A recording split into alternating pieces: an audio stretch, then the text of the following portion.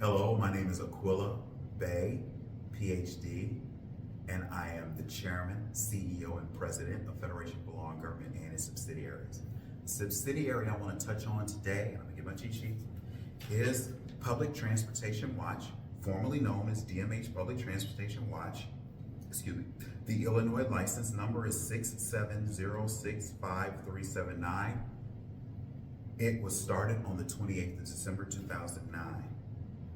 All members, donors, and those who wish to participate in our programs or service or learn about it, please text us at 872-529-2009. Again, 872-529-2009.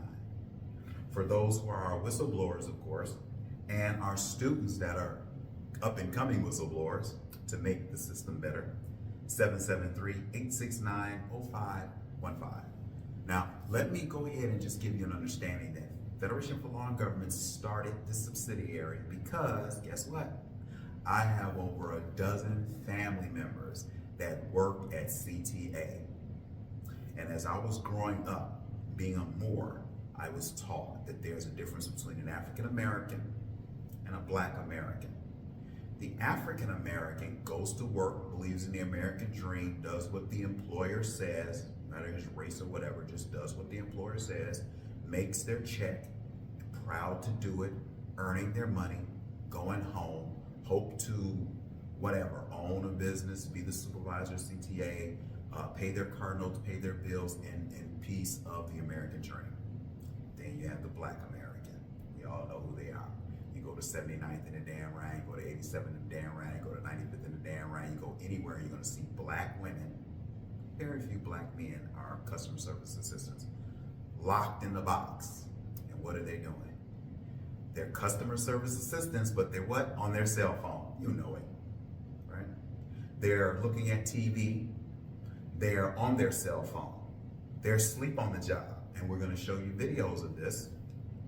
And so when my family was growing up and I was learning about more science and this, and I hear my family would always say, how is it that in the 30s and 40s and 50s, we worked our ass off as African Americans to prove to the white man that we were not animals and we could understand English and we could comprehend a job and we could follow through with the job and we, were human beings and we could do the job. And so then you notice that we could do the job. And CTA was a very strong enlightenment. You walk up there in the 90s and the early 2000s, and customer services were alert. Hello, thank you for coming to CTA. May I help you? Oh, sir, do you need help with that fare box? Oh, hey, how are you? Why? Because they were trained to know that the customer is the one paying your salary. So let's look at the law. The rule is that the money that you put in the CVM, the machine, pays the salaries of the CTA employees. It's federal dollars, your tax dollars that pay for the trains, the tracks, all this federal money. You probably hear about it because in 2023, you hear we're building all this stuff with the red line, renovating everything, and you hear we get a grant. We got, money from the government. Why? That's your tax dollars at work. But when you're paying in that CVM, you're paying the salary of a customer service assistant to follow the rules. We're going to go over those rules. We're going to talk about those rules. And then you're going to say, well, okay, why do you exist? Well, as I got older and older, I got to know more CTA employees. And as I knew these CTA employees, they were doing their job. Hello, how are you? May I help you? Oh, let me help you get your fare. Let me help you get your card. Oh, your money got stuck. They were there. And if you read the rules, you say, wow, they're following the rules. Now here it is, 2023, and what do you get? The white man owes me a job. You better go do that machine yourself. I gotta watch my movies on the money that you paying me. I don't care about what you got to say. My biggest membership, so our membership is closed. We are a private nonprofit, so we don't have to disclose our list. And also we have donors that, of course, donate anonymously. But a lot of them are actually the old-timer CTA employees. I give you an example. Here it is, I work in the maintenance department, or I work in the janitorial department. And I'm being told by my boss to go and clean the rails, do this, do that. And when I walk in the station at Lake, what do I see? A customer service assistant sleep. I'm getting paid to do a job. They work for the same company, but because I feel some type of way with me having to work 8 hours and do what I gotta do, and this person gets to sleep every day they come to work. So you have all these CTA employees mad at me, and then I say, well, no wonder all these CTA employees want me to go out there and catch them, because CTA employees are saying, look, man, you're gonna find that the Black American is so evil that they will make the environment impossible to work in. CTA employees have quit their jobs because of the infighting, not because of customers, infighting. How is it that I can walk on the job as a customer service assistant to relieve you and you've been asleep all day? You know nothing about what's going on. Then I have customers coming, well, the girl let me ride free. Well, since you don't want to let me ride free, I'm gonna stab you, I'm gonna beat you, I'm gonna hurt you. Because Black Americans are taught that if one CTA person is evil, all of y'all evil. If one cop is evil, all of y'all evil. And that's the differences we have. So my job is to take the information that CTA employees give me, who are good employees who want to do the job, earn a paycheck, and they're just tired. They're tired of coming to work and seeing a lazy 20-year-old girl on her cell phone all day. They're tired of walking in the station and empty all this garbage that they have to get, because if they don't empty the garbage, somebody's gonna call me, hey bro, I sent you out there to empty that garbage, and they're fired. But yet customer service assistant still on the job, on the cell phone, sleep. What is the problem? Well, that's because whatever the hell his name is, he's a coward. CTA employees have called him a coward in front of me. They told me he's a coward. That's why they don't work. They don't care. And you got those who say the white man owes me a job. Either way it go.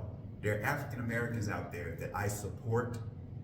I dedicate my life to serve, because they are owed that kind of responsibility from people like me. If I'm out there and I notice that police officers are doing the job of customer service assistants, because they all on their cell phone saying, well, customers paying me, but I don't care about the customer, then I'm gonna get you. And you're gonna see all these videos where CTA employees have literally got up and went to the red phone and called control and said, I've threatened them and all this, because they think that these things don't have audio, but they do, and I'm gonna show you videos of that. So I wanted to give you an overview of what Public Transportation Watch is. I wanted to let you know that all of those CTA employees that are African Americans, because I never have a problem with my Mexicans, my Puerto Ricans, my Germans, my Italians, my Russians. I have very few out there that are customer service assistants, but they stand their post, baby. They come out of their box at rush hour and they're, hello, how are you? Hello. Some of them don't even say that. They just stand ready to help the customer, because that's their job. Go up to the black ones, F you. How is that? I'm paying you. My $2.50 goes towards your salary. You talking about F me? So for that, I'm out there. So they call me and I go to those stations, and that's why I'm out there. So all you CTA employees who want to batter me, one of them threatened to go to their car and get their gun and shoot me. That's how stupid they are. They're on video. They knew I had the camera on, but they don't care, because they say their boss is a coward. And if their boss is a coward, and some of them call the mayor a coward, which I don't understand why, because I think she's a cool girl. Even though she's leaving office, I still, if you need to see pictures of us together, and also my conversations with her, I thought she was real cool. I understand she alienated people and she did a lot of wrong and whatever. That's another story. But at the end of the day, Public Transportation Watch to make sure that anyone, any disabled person who contacts me and said, why wasn't why was the elevator board updated at Lake Street? If I go out there and take a picture of that and it's not updated, remember, the disabled need your help and you're screwing them over. Mentally ill need your help. I work with the mentally ill. There are some mentally ill out there that just focus in the home or where they gotta go and how they gotta get there. And when they look at that elevator status board and it's blank, you telling me you can't come out the box for 2 minutes and write on the board the time and date and which escalators and elevators are not working? That's sad and it's sick and I don't like it, and that's why I'm out there. And of course your own employees don't like it, because they're paying me because they don't want the hostile environment. And since I have been intimidated and threatened and harassed by CTA employees, of course I believe everything that these employees are telling me. They call me on the phone and say, man, I was just at Lake Street trying to empty the garbage and the girl was asleep. Can you go check that out?